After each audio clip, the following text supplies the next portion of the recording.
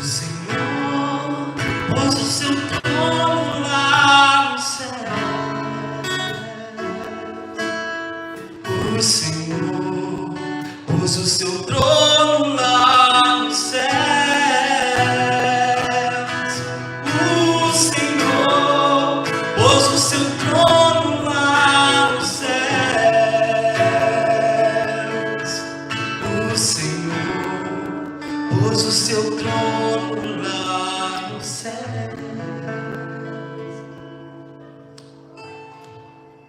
Nós ouvimos no relato dos Atos dos Apóstolos, nessa noite, o início, por assim dizer, do processo de julgamento de Paulo, que já é um prisioneiro. E ali, Paulo é colocado diante de algumas pessoas que são autoridades na época, políticas e também religiosas, e como prisioneiro no tempo de advogado, ele mesmo faz a sua defesa. Ele se defende, de novo, perante esse moço chamado Festo, e depois ele deve comparecer na frente, diante de Agripa, uma outra autoridade, aonde São Paulo novamente irá se defender. E por fim, ele pede que ele seja levado à presença do imperador romano. Aqui no trecho que nós ouvimos hoje, quem toma a palavra é Festo. E o resultado é justamente a reprovação, até uma certa escarnição, uma posição encarniçada dos judeus em relação a Paulo e a sua pregação. Porque mesmo prisioneiro, mesmo ali privado da sua liberdade, mesmo que ainda não na totalidade, depois São Paulo vai viver 2 anos numa casa particular, com gente sempre lhe vigiando, e ali, em todo esse tempo, a mensagem de Paulo é a mesma. Ele continua afirmando: Jesus está vivo, Jesus ressuscitou. É essa mensagem que eu trago, e essa mensagem não contradiz em nada a história do povo judeu, não deveria incomodar ninguém, mas no fundo acaba incomodando.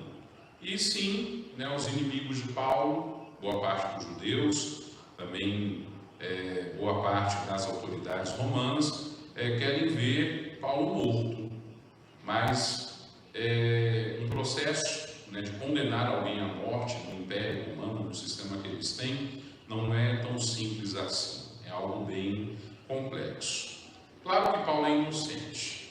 E por conta da sua inocência, ele faz apelo a César, ao imperador romano.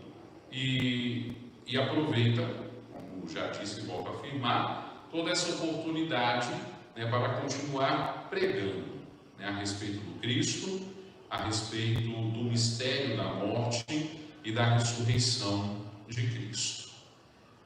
Paulo tem algum privilégio porque ele é cidadão romano.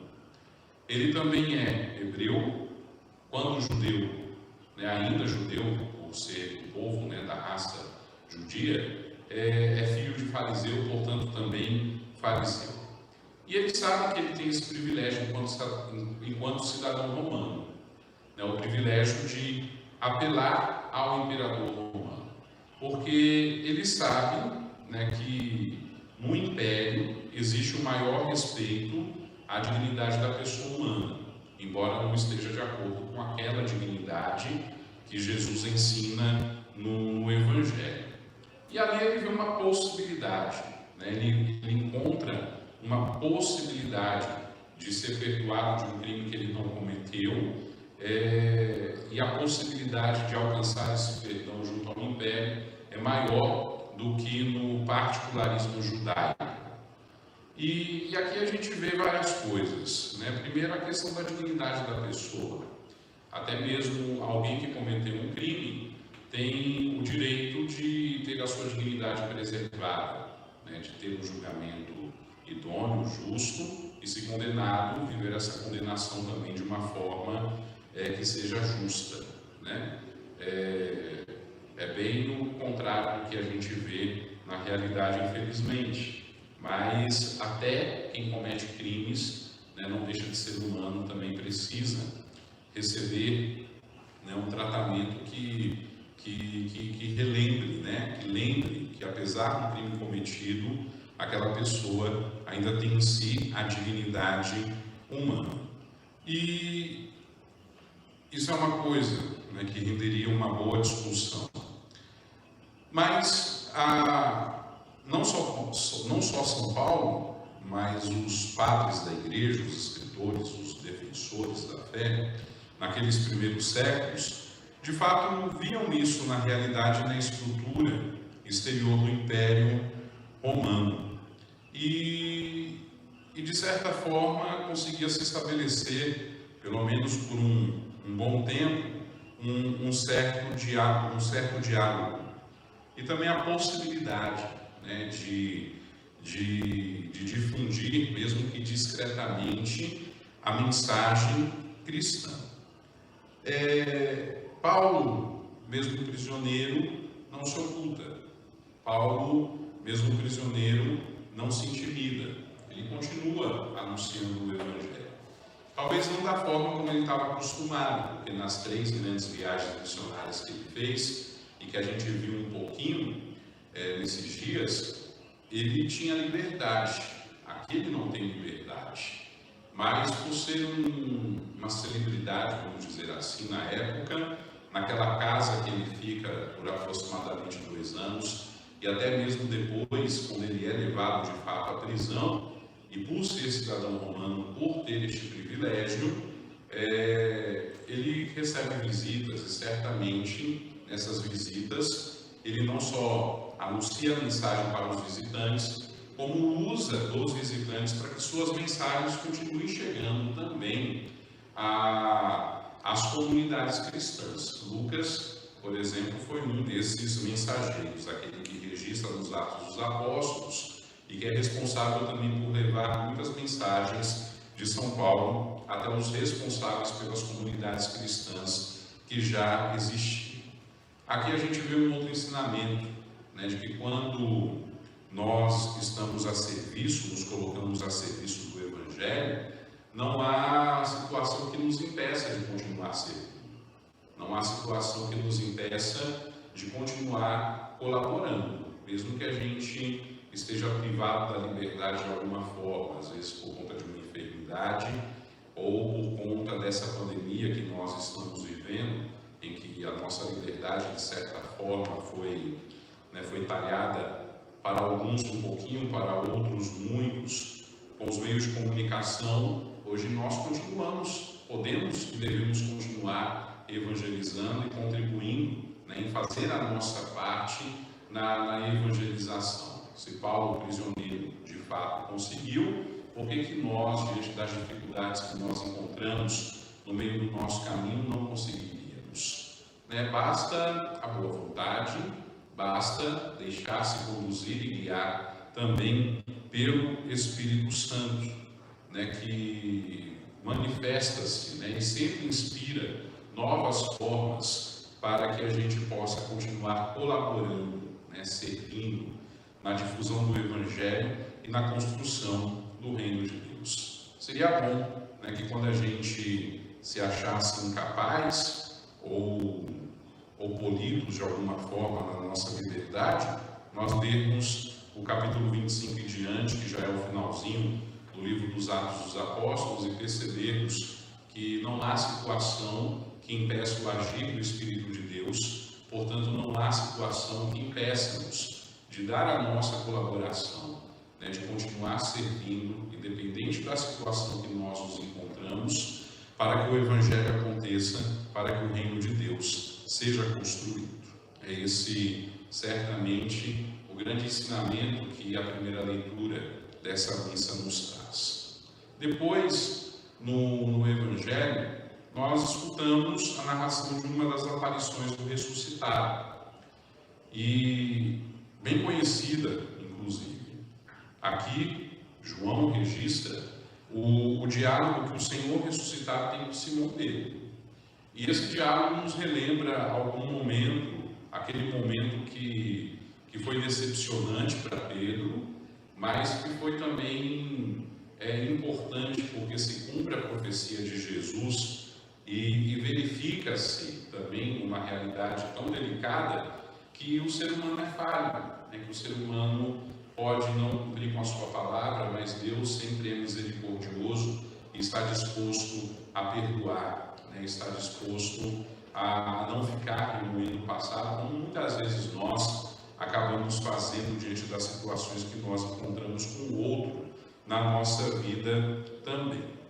Essa aparição de Jesus e esse diálogo com Pedro, ele é muito rico, né, nestes significados, ele é muito profundo também, porque de fato é um diálogo de reparação, né, do pecado, da negação que Pedro cometeu contra o seu mestre, contra o seu Senhor, aquele que o chamou a ser o sinal de unidade da sua igreja que estava para nascer. Então a gente vê que da mesma forma que Pedro negou Jesus 3 vezes, Jesus faz também 3 perguntas iguais a São Pedro, porque cada pergunta, diante da resposta que era sincera de Pedro, sim, Senhor, tu sabes que eu te amo, era um modo de Jesus, né, mostrar a São Pedro que a sua negação não lhe feriu, né, a sua negação não lhe fez mal, é um modo do Senhor mostrar àquele que o negou conscientemente que estava tudo bem, né, que o amor que ele tinha por ele era exatamente o mesmo e que a missão que tinha confiado a ele permanecia sob os seus cuidados, para uma tríplice negação, uma tríplice profissão de amor e a confirmação, né, de que Pedro continuava sendo sinal da unidade. Quando Pedro dizia, Senhor, tu sabes que eu te amo, Jesus acrescentava, pois cuida do meu rebanho, apacenta as minhas ovelhas. E naquele momento em que isso é resolvido, essa questão, Pedro assume de fato a sua missão enquanto pastor da igreja que está nascendo. E não qualquer pastor, mas um pastor que é também modelo. E de fato nós vemos um Pedro, nos Atos dos Apóstolos, destemido, cheio de coragem, que é capaz de testemunhar, né, e confirmar na fé os irmãos. Nós vemos um Pedro que tem, junto da sua pregação, muito mais do que os outros apóstolos, a capacidade de realizar milagres e sinais.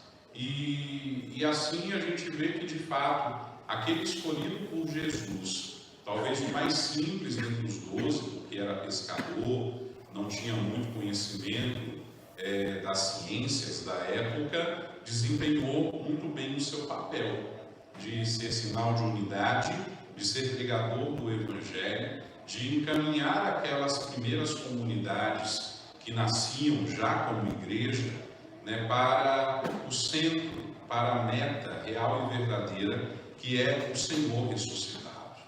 Era necessário que Pedro passasse por essa experiência privilegiada com Cristo ressuscitado, para que ele entendesse o tamanho da missão que o Senhor lhe deu e também o tamanho da sua vocação. Jesus, nesse Evangelho, também acrescentou a profecia da morte de Pedro. E aqui, né, provavelmente João escreveu isso, depois de que o martírio de Pedro aconteceu, ou muito próximo do martírio de Pedro.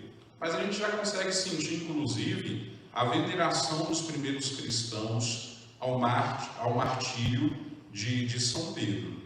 Jesus coloca ali uma cena, né? Pedro, enquanto tu és jovem, tu te cinges e tu vais para onde bem entendes. Quando tu fores velho, outros te cingirão e vão te levar para um lugar que você não gostaria de ir. E de fato a tradição ensina que São Pedro, quando está tendo ali uma situação em Roma, ele quer desviar o caminho, né? Quer ir para outro lugar, menos para Roma, onde os cristãos estão sendo perseguidos, onde a comunidade está sofrendo. Quase que de novo Pedro cai numa situação de covardia. E no caminho contrário, né, indo no caminho oposto a Roma, ele se encontra com o Senhor ressuscitado. Ele reconhece o Senhor e pergunta, né, Senhor, aonde vais? Né, Domine, ou vades? E Jesus lhe responde, eu estou indo para Roma para ser crucificado de novo. E aí Pedro entende, né, que não tem como ele fugir daquele destino, não tem como fugir daquele momento que humanamente será de dor e de sofrimento, mas que é o coroamento do seu ministério e da sua missão. Porque tal e qual seu mestre, ele dará a vida pelo Evangelho, ele dará a vida pela igreja. Pedro volta, ali é preso, é martirizado, é crucificado. E no momento da crucifixão, ele diz aos seus algozes, não, eu não sou digno de morrer como meu mestre, como meu Senhor morreu.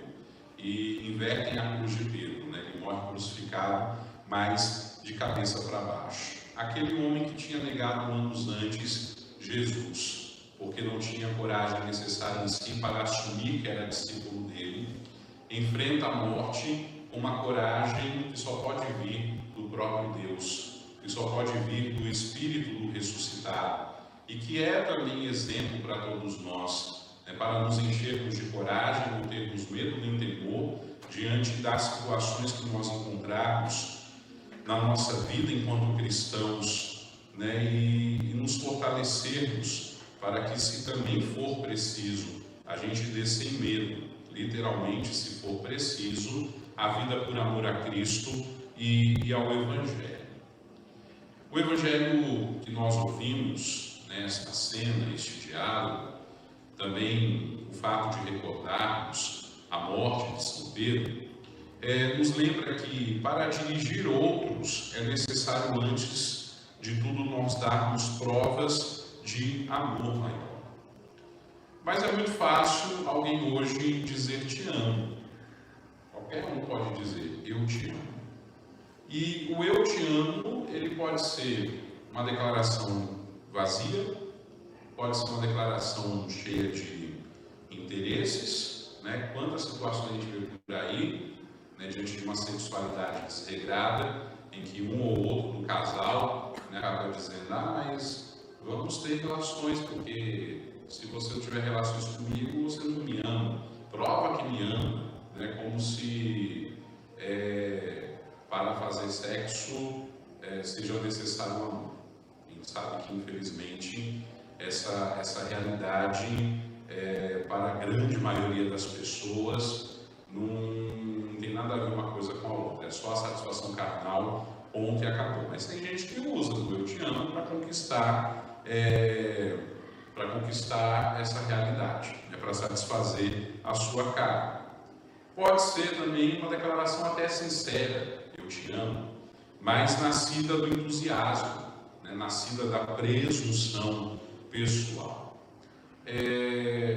O eu te amo verdadeiro é aquele que está junto com a pessoa que a gente diz que ama, independente se é marido, esposa, namorado, namorada, noivo, noiva, amigo, até um desconhecido, estar junto com aquela pessoa em toda e qualquer situação, sobretudo naquelas mais difíceis, em que o amor precisa de fato ser provado através das dificuldades, através do sofrimento, através da dor. É esse o eu te amo que tem valor, é esse o eu te amo verdadeiro, é o amor manifestado nu e cru na cruz, porque Jesus sofreu um bocado, e tudo aquilo foi por amor de nós. E não é amor vazio, não é amor interesseiro, não é amor cheio de presunção, não é amor cheio de entusiasmo, é amor real, é amor verdadeiro, que foi capaz de morrer, que foi capaz de dar a vida, de derramar o seu sangue por nós.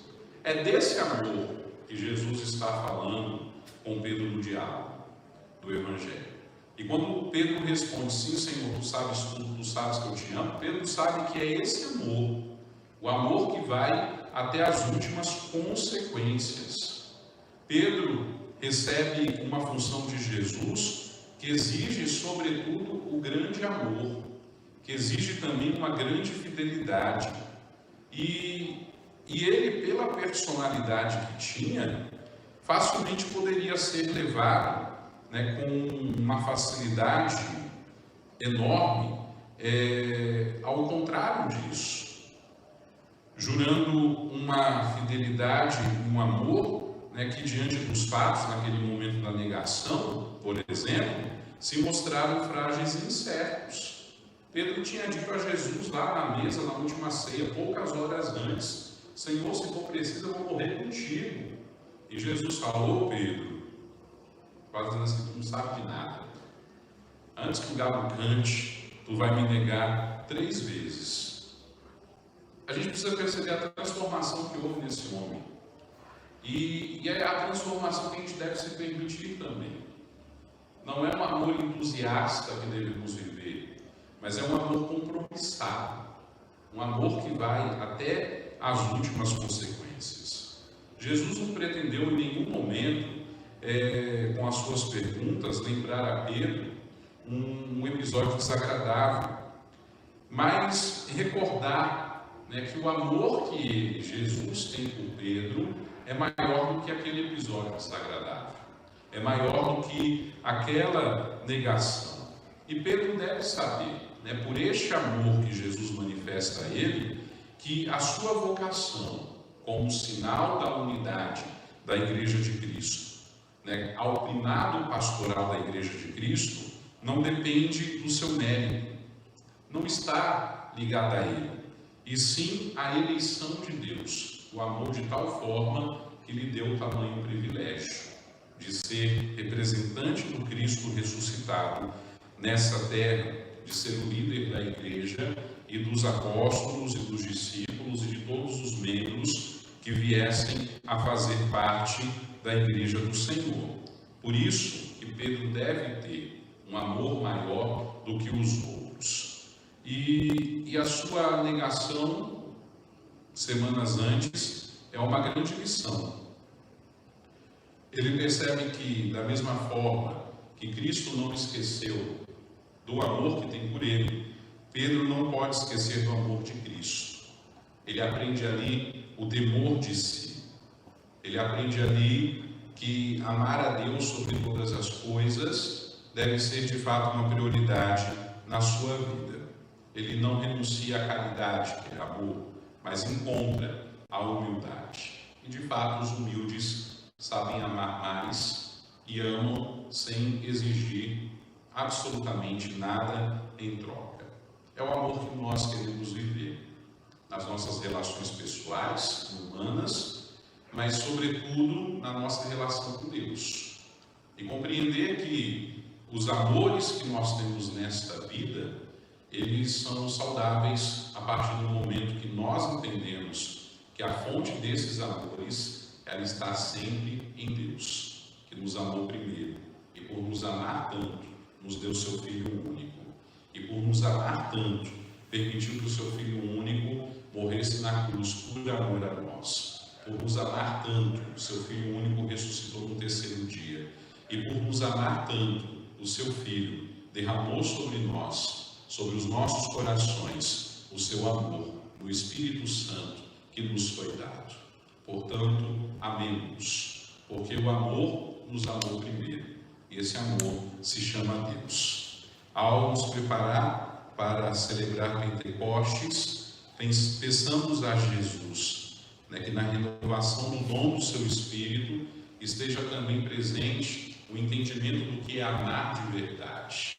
E amando de verdade, não tenhamos medo de ser no mundo testemunhas deste amor. Louvado seja nosso Senhor Jesus Cristo. Para sempre seja louvado.